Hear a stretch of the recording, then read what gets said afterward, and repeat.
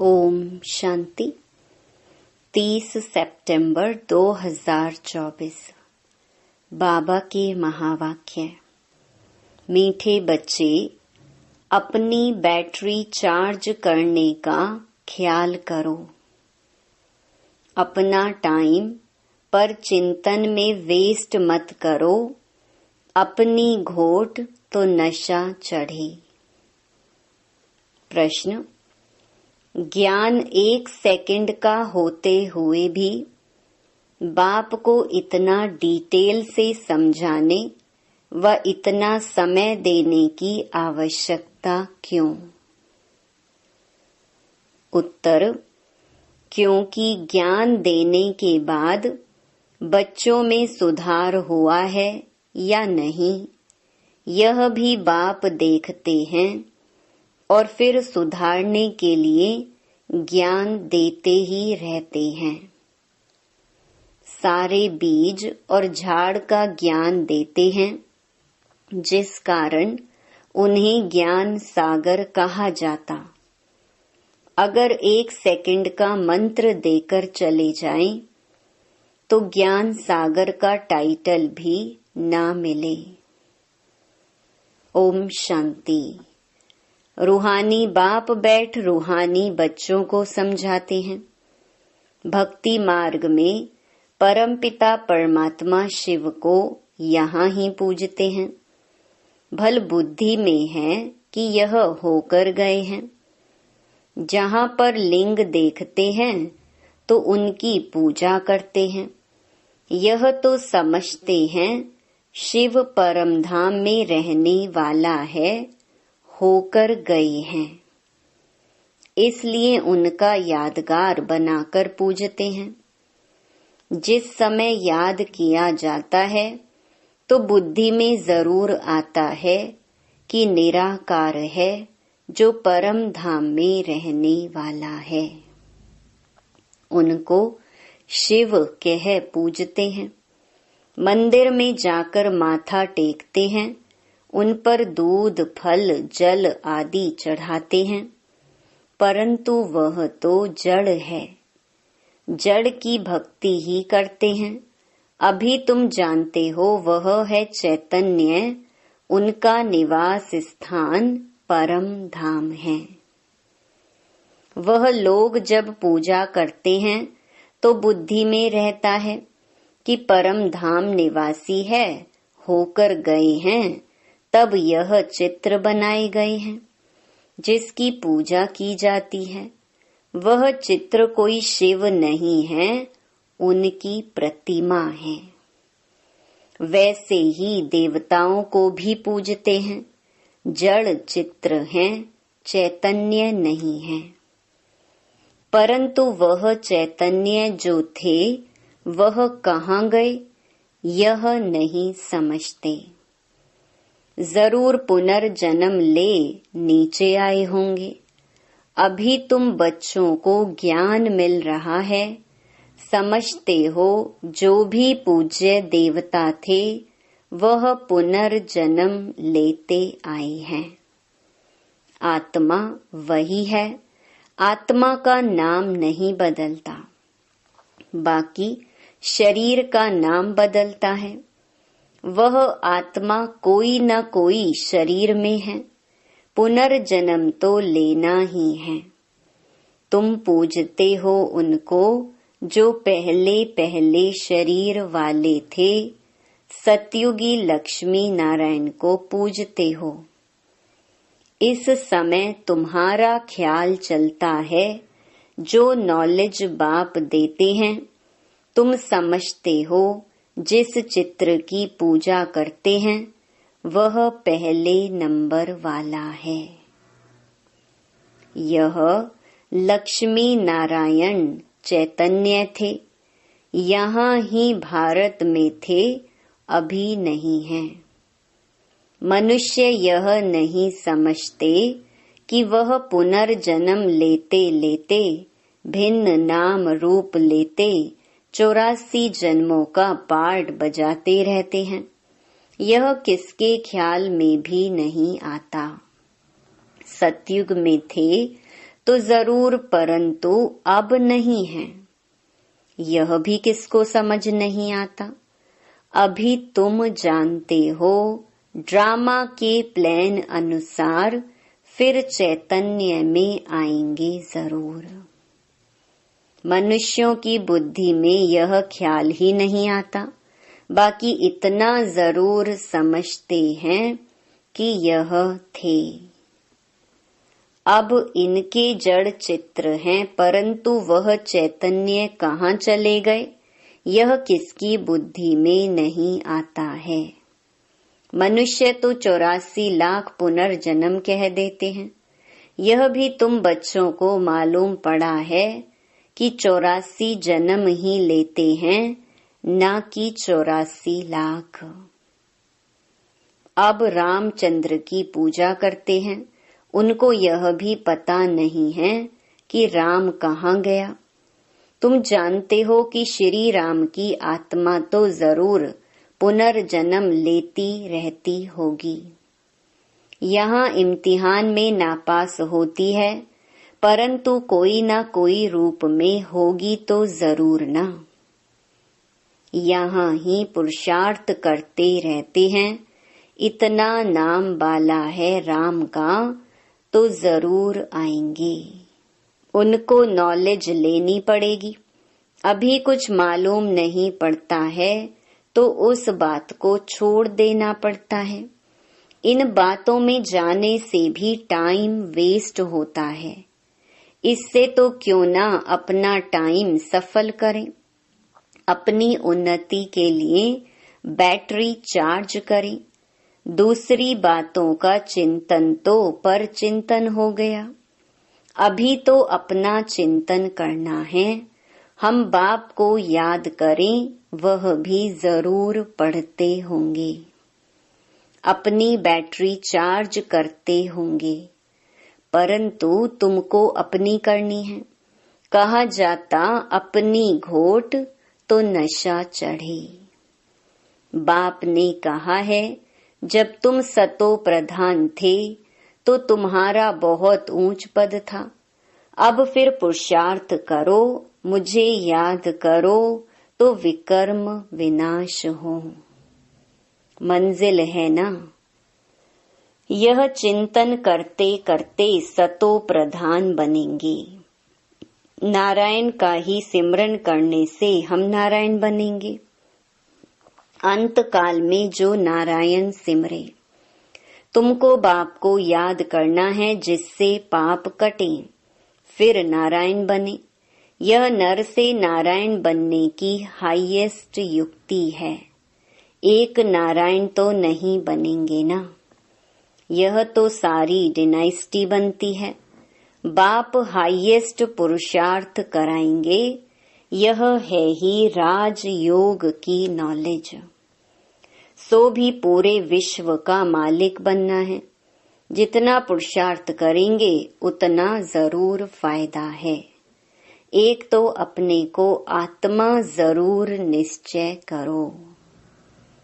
कोई कोई लिखते भी ऐसे हैं, फलानी आत्मा आपको याद करती है। आत्मा शरीर के द्वारा लिखती है। आत्मा का कनेक्शन है शिव बाबा के साथ। मैं आत्मा फलाने शरीर के नाम रूप वाली हूँ, यह तो जरूर बताना पड़े ना, क्योंकि आत्मा के शरीर पर ही भिन्न भिन्न नाम पड़ते हैं। मैं आत्मा आपका बच्चा हूँ, मुझ आत्मा के शरीर का नाम फलाना है। आत्मा का नाम तो कभी बदलता नहीं। मैं आत्मा फलाने शरीर वाली हूँ, शरीर का नाम तो जरूर चाहिए, नहीं तो कारोबार चल ना सके। यहाँ बाप कहते हैं मैं भी इस ब्रह्मा के तन में आता हूँ टेम्परेरी। इनकी आत्मा को भी समझाते हैं मैं इस शरीर से तुमको पढ़ाने आया हूँ। यह मेरा शरीर नहीं है, मैंने इनमें प्रवेश किया है, फिर चले जाएंगे अपने धाम। मैं आया ही हूँ तुम बच्चों को यह मंत्र देने। ऐसे नहीं कि मंत्र देकर चला जाता हूँ, नहीं, बच्चों को देखना भी पड़ता है कि कहाँ तक सुधार हुआ है। फिर सुधारने की शिक्षा देते रहते हैं। सेकंड का ज्ञान देकर चले जाएं तो फिर ज्ञान का सागर भी ना कहा जाए। कितना समय हुआ है तुमको समझाते ही रहते हैं। झाड़ की, भक्ति मार्ग की सब बातें समझने की डिटेल है। डिटेल में समझाते हैं। होलसेल माना मन मना भव। परंतु ऐसा कहकर चले तो नहीं जाएंगे। पालना देख रेख भी करनी पड़े। कई बच्चे बाप को याद करते करते फिर गुम हो जाते हैं। फलानी आत्मा जिसका नाम फलाना था, बहुत अच्छा पढ़ता था, स्मृति तो आएगी ना। पुराने पुराने बच्चे कितने अच्छे थे, उनको माया ने हप कर लिया। शुरू में कितने आए, फट से आकर बाप की गोद ली, भट्ठी बनी। इसमें सबने अपना लक भाग्य आजमाया। फिर लक आजमाते आजमाते माया ने एकदम उड़ा दिया, ठहर ना सके।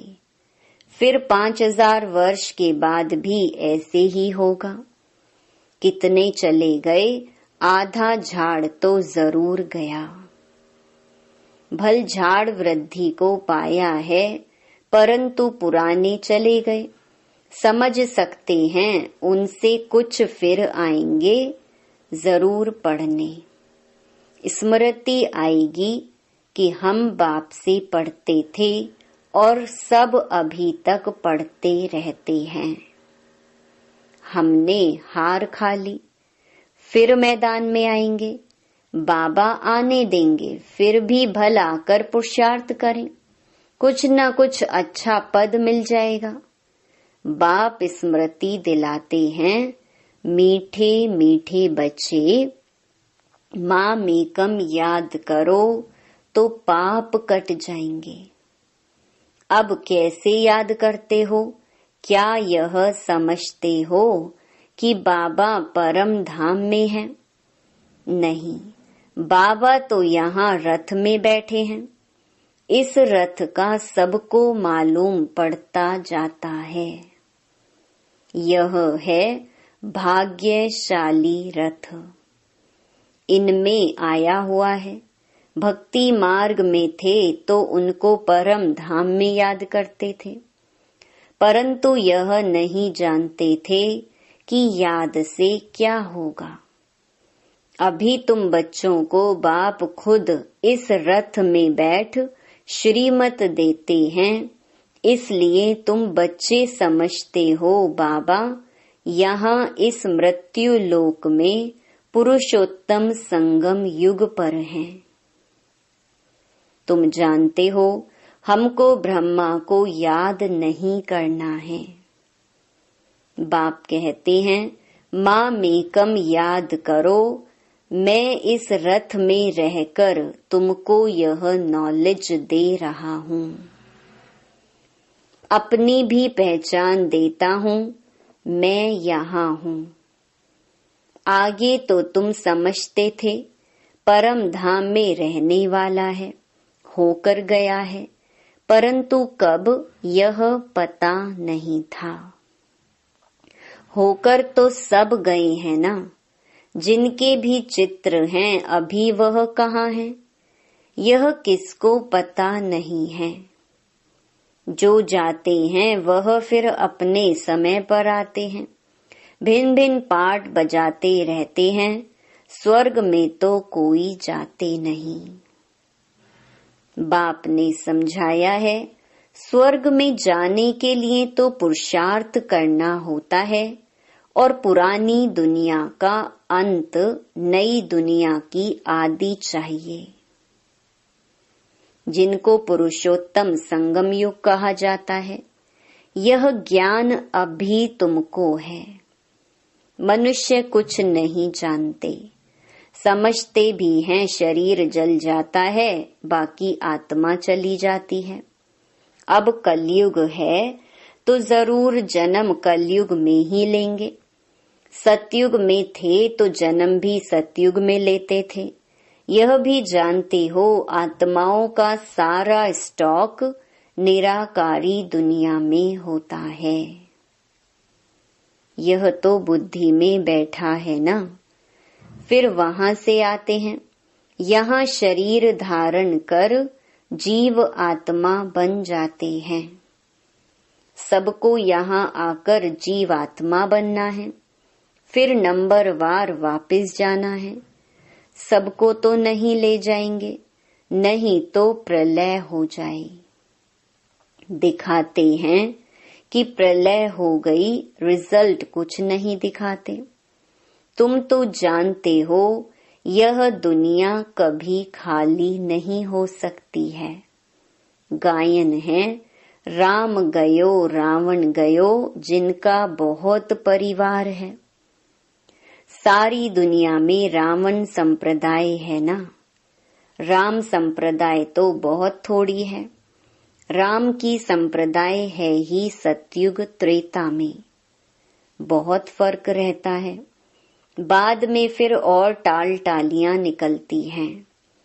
अभी तुमने बीज और झाड़ को भी जाना है। बाप सब कुछ जानते हैं, तब तो सुनाते रहते हैं, इसलिए उनको ज्ञान सागर कहा जाता है। एक ही बात अगर होती तो फिर कुछ शास्त्र आदि भी बन ना सके। झाड़ की डिटेल भी समझाते रहते हैं। मूल बात नंबर 1 सब्जेक्ट है, बाप को याद करना। इसमें ही मेहनत है, इस पर ही सारा मदार है। बाकी झाड़ को तो तुम जान गए हो। दुनिया में इन बातों को कोई भी नहीं जानते हैं। तुम सब धर्म वालों की तिथि तारीख आदि सब बताते हो। आधा कल्प में यह सब आ जाते हैं। बाकी हैं सूर्यवंशी और चंद्रवंशी। इनके लिए बहुत युग तो नहीं होंगे ना, है ही 2 युग। वहां मनुष्य भी थोड़े हैं, 84 लाख जन्म तो हो भी ना सके। मनुष्य समझ से बाहर हो जाते हैं, इसलिए फिर बाप आकर समझ देते हैं। बाप जो रचयिता है वही रचता और रचना के आदि मध्य अंत की नॉलेज बैठ देते हैं। भारतवासी तो बिल्कुल कुछ नहीं जानते, सबको पूजते रहते हैं। मुसलमानों को, पारसी आदि को, जो आया उनको पूजने लग पड़ेंगे, क्योंकि अपने धर्म और धर्म स्थापक को भूल गए हैं। और तो सब अपने अपने धर्म को जानते हैं। सबको मालूम है फलाना धर्म कब किसने स्थापन किया। बाकी सतयुग त्रेता की हिस्ट्री ज्योग्राफी का किसको भी पता नहीं है। चित्र भी देखते हैं शिव बाबा का, यह रूप है। वही ऊंच ते ऊंच बाप है, तो याद भी उनको करना है। यहाँ फिर सबसे जास्ती पूजा करते हैं श्री कृष्ण की, क्योंकि नेक्स्ट में है ना। प्यार भी उनको करते हैं, तो गीता का भगवान भी उनको समझ लिया है। सुनाने वाला चाहिए तब तो उनसे वर्षा मिले। बाप ही सुनाते हैं, नई दुनिया की स्थापना और पुरानी दुनिया का विनाश कराने वाला और कोई हो न सके सिवाय एक बाप के। ब्रह्मा द्वारा स्थापना, शंकर द्वारा विनाश, विष्णु द्वारा पालना, यह भी लिखते हैं। यहाँ के लिए ही है, परंतु समझ कुछ भी नहीं। तुम जानते हो वह है निराकार सृष्टि, यह है साकारी सृष्टि। सृष्टि तो यही है, यहाँ ही राम राज्य और रावण राज्य होता है। महिमा सारी यहाँ की है। बाकी सूक्ष्म वतन का सिर्फ साक्षात्कार होता है। मूल वतन में तो आत्माएं रहती हैं, फिर यहाँ आकर पाठ बजाती हैं। बाकी सूक्ष्म वतन में क्या है, यह चित्र बना दिया है, जिस पर बाप समझाते हैं। तुम बच्चों को ऐसा सूक्ष्म वतनवासी फरिश्ता बनना है। फरिश्ते हड्डी मांस बिगर होते हैं। कहते हैं ना, ददीची ऋषि ने हड्डियां भी दे दी। बाकी शंकर का गायन तो कहाँ है नहीं। ब्रह्मा विष्णु का मंदिर है, शंकर का कुछ है नहीं, तो उनको लगा दिया है विनाश के लिए। बाकी ऐसे कोई आंख खोलने से विनाश करता नहीं है। देवताएं फिर हिंसा का काम कैसे करेंगे? न वह करते हैं, न शिव बाबा ऐसा डायरेक्शन देते हैं। डायरेक्शन देने वाले पर भी आ जाता है ना, कहने वाला ही फंस जाता है। वह तो शिव शंकर को ही इकट्ठा कह देते हैं। अब बाप भी कहते हैं मुझे याद करो, माँ मेकम याद करो। ऐसा तो नहीं कहते शिव शंकर को याद करो, पतित पावन एक को ही कहते हैं। भगवान अर्थ सहित बैठ समझाते हैं। यह कोई जानते नहीं है तो यह चित्र देख मूंझ पड़ते हैं। अर्थ तो जरूर बताना पड़े ना, समझने में टाइम लगता है। कोटों में कोई विरला निकलता है। मैं जो हूँ जैसा हूँ, कोटों में कोई ही मुझे पहचान सकते हैं। अच्छा, मीठे मीठे सिकिलधे बच्चों प्रति मात पिता बाप दादा का याद प्यार और गुड मॉर्निंग। रूहानी बाप की रूहानी बच्चों को नमस्ते। धारणा के लिए मुख्य सार। पहला, किसी भी बात के चिंतन में अपना समय नहीं गंवाना है। अपनी मस्ती में रहना है। स्वयं के प्रति चिंतन कर आत्मा को सतो प्रधान बनाना है।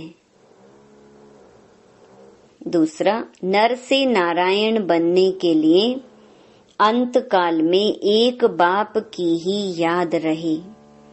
इस हाईएस्ट युक्ति को सामने रखते हुए पुरुषार्थ करना है। मैं आत्मा हूँ, इस शरीर को भूल जाना है।